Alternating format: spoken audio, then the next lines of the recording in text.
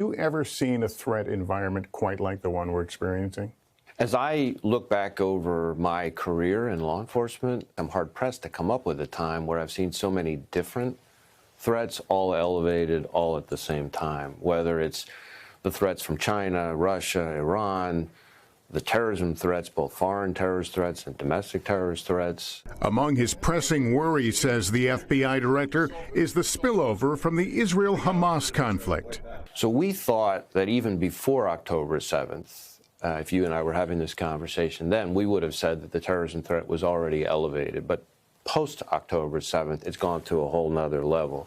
There's an environment right now we're seeing play out on some college campuses, the protests over what's happening in Gaza. Are you watching that warily?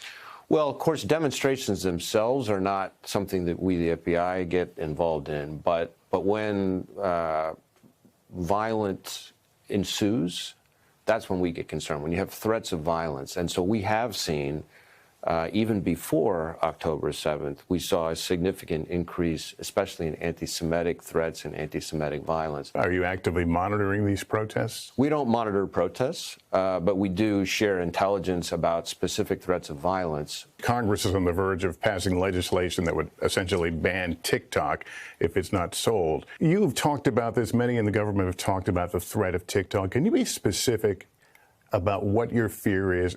TikTok, for us, represents a national security concern. And the reason I say that is that TikTok's parent company is beholden to the Chinese government. So that, for us, manifests itself in three specific ways. It has to do with the data, it has to do with the recommendation algorithm, it has to deal with the software.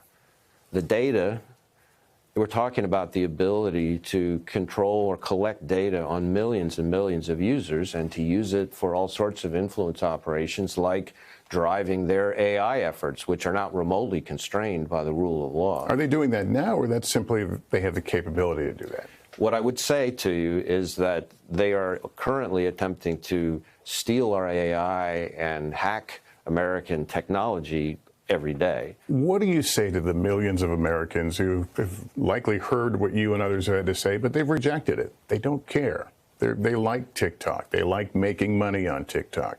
What would your message be to them? My message is you need to take into account who the Chinese government is, who the Chinese Communist Party is. Even if for some reason you don't care about that, which I would argue you should, what about all of your friends, family members, classmates, coworkers, neighbors, etc., who are also participating and are connected to you through all those same things? Maybe they would care about the ability of the Chinese government and the Chinese intelligence services to access all that. Let me ask you about January 6th. Are you still pursuing January 6 cases?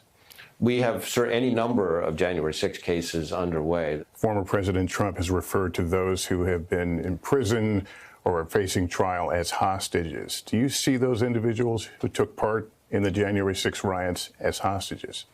I see the defendants in the January 6 cases as criminal defendants who are being charged with federal crimes and are in front of independent courts as part of our legal system. Former President Trump has said that if he's reelected, he would use the FBI and the DOJ to go after his political opponents. Would you be party to that?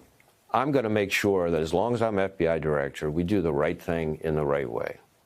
And that means following the law, following our rules, staying faithful to our core values, enforcing the law without fear or favor. If Donald Trump is reelected, would you plan on continuing to serve? I'm enjoying doing this job, and as long as I think I can continue doing that in a way that adheres to all those rules and norms, it's like what I'd like to keep doing. Aside from national security threats and crime fighting, Ray says he wants Americans to know the FBI is also focused on standing up for victims. We have something like 250 people, an entire division that's just focused on victim services. And while that might not be the first thing that Americans think of when they think of the FBI, I can tell you it's the first thing that victims think of when they engage with the FBI. Thanks for watching. Stay updated about breaking news and top stories on the NBC News app or follow us on social media.